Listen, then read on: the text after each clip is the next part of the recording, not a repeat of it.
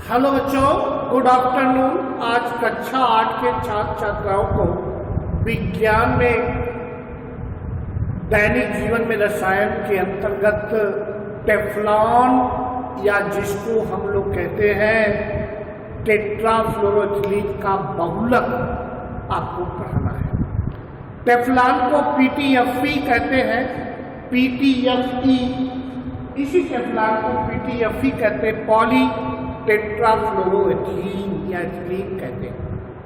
सीधी सी बात है, आपके सामने हमने टेट्राफ्लोरोएथिलीन को ले लिया या टेट्राफ्लोरोएथिलीन के यंग अणु को ले लिया। इसको अधिक दाब और पराक्सो सल्फेट पर अमोनियम पराक्सो या जिसको आप लोग ये कर लीजिए अमोनियम पराक्सो सल्फेट की उपस्थिति में इसको ये बहुलकीकृत होकर आपको टेफ्लॉन या PTFE या पॉलीटेट्राफ्लोरोएथिलीन देता है। मेरे कहने का आशय है, एक लाइन का सेंटेंस हुआ, टेट्राफ्लोरोएथिलीन के यन अणु अधिक दाब व अमोनियम पराक्सो सल्फेट की उपस्थिति में बहुलकीकृत होकर टेफ्लॉन या PTFE या पॉलीटेट्रा फ्लोरोएथिलीन देता है। ये आपका स्टेटमेंट है।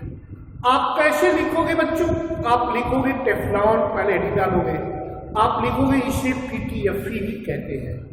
आप लिखोगे बच्चों कि PTFE का पूरा नाम पॉलीटेट्राफ्लोरोएथिलीन या एथीन होता है।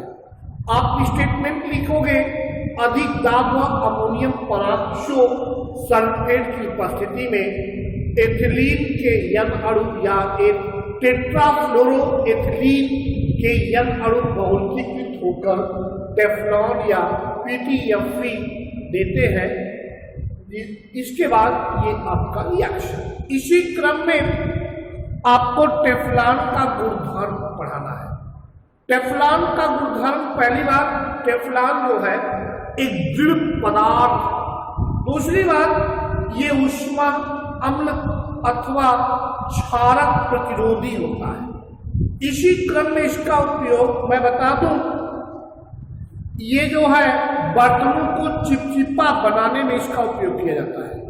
दूसरी बात, आपको जो आप जो गैस्केट यूज करते हैं इंजन में, गैस्केट बनाने में टेफ्लॉन का प्रयोग किया जाता है। और इसी क्रम में बिजली के तारों पर आवरण जो है वो चढ़ाने में भी टेफ्लॉन प्रयुक्त होता है। और इसी क्रम में इसका उपयोग, टेफ्लॉन का सबसे इंपॉर्टेंट उपयोग स्नेहक या लुब्रिकेंट के रूप में किया जाता है। अब आपको मुझे पढ़ाना है अगला हेडिंग, जिसको आप लोग कहते हैं बच्चों कृत्रिम अथवा संश्लेषित रेशे, जिसको आप बोलते हैं सिंथेटिक फाइबर्स।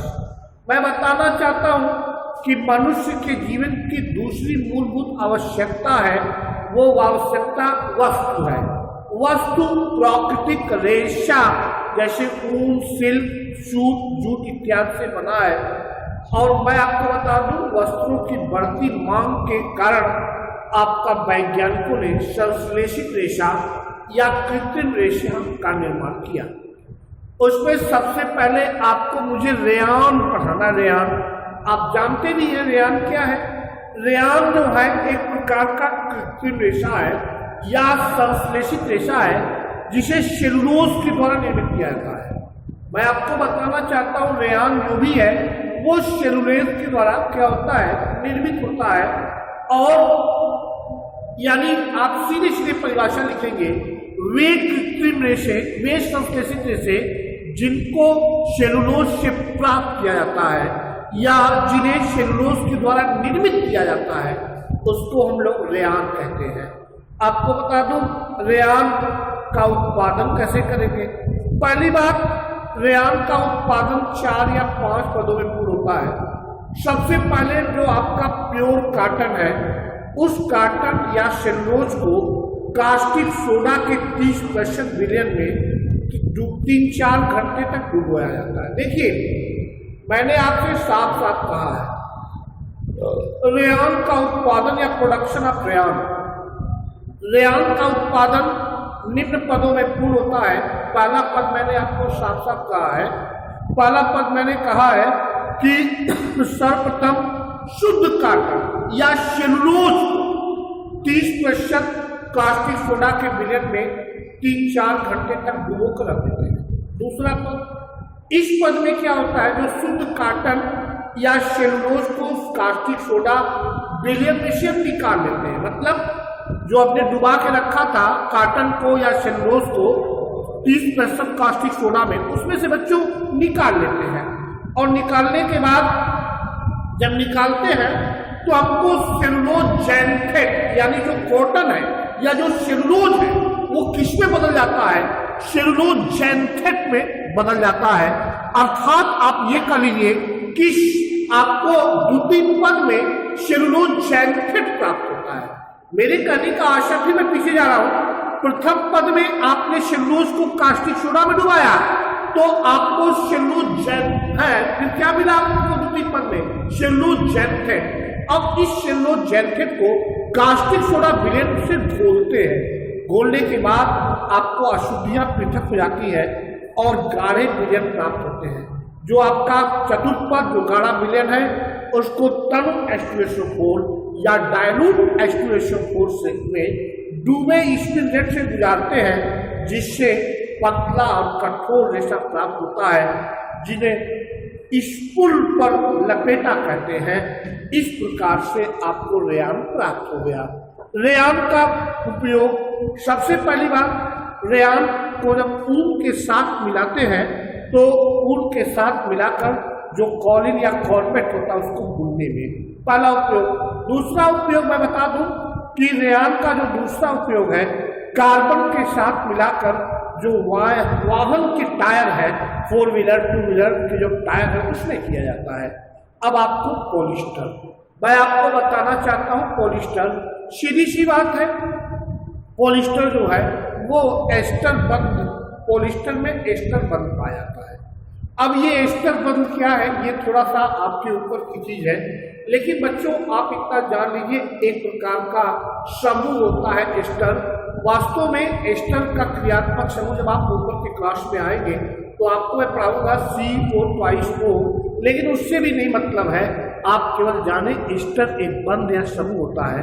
तो जितने भी पॉलिस्टर है, चाहे वो पॉलिस्टर कपड़ा हो चाहे वो पॉलिस्टर कोई रेशा हो, उसमें एस्टर बंद पाया जाता है।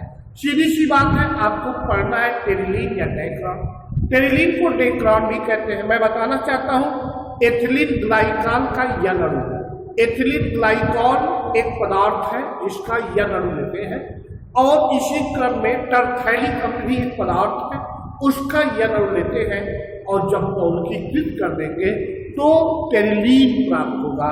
और बता दूं ये आपका जो एथिलीन ग्लाइकॉल और टरथैलिक अम्ल है ये संघनन बहुलक होता है, ताप 150 से 200 डिग्री सेंटीग्रेड रखते हैं।